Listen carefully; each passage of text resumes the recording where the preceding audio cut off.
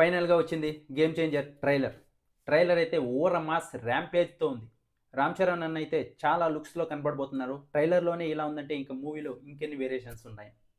ఇంకా మనం student look అయితే మాస్గా ఉంది, మాస్గా ఉంటాడు అనుకున్నాం. కానీ అప్పన్న ట్రైలర్లోనే ఓర మాస్గా ఉన్నాడు. స్వాగ్ అయితే వేరే లెవెల్. ఇంకా థియేటర్లో అప్పన్న ఆడించే ఆట చూడాలి. రాకి రా సార్కి సార్, నువ్వు 5 ఏళ్లే సీఎం. డైలాగ్స్ అయితే వేరే లెవెల్లో పేలాయి ట్రైలర్లోనే. ఇంకా మూవీలో ఎలా రాసి ఉంటారో. శంకర్ గారు అయితే గట్టిగా ఫామ్లోకి వస్తారు మళ్ళీ.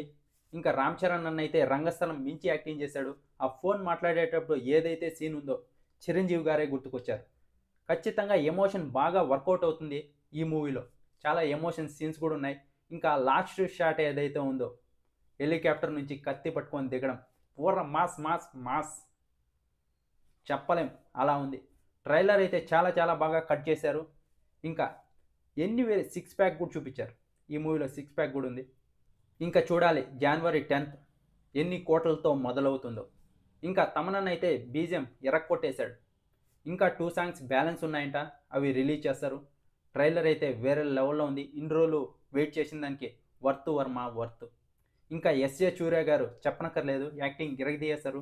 రామ్ చరణ్ గారు అలాగే ఎస్ఏ సూర్య గారు ఇద్దరు మంది కాంబినేషన్ సీన్స్ చాలా బాగా వచ్చాయంట. ఆయనే చెప్పాడు. చూద్దాం.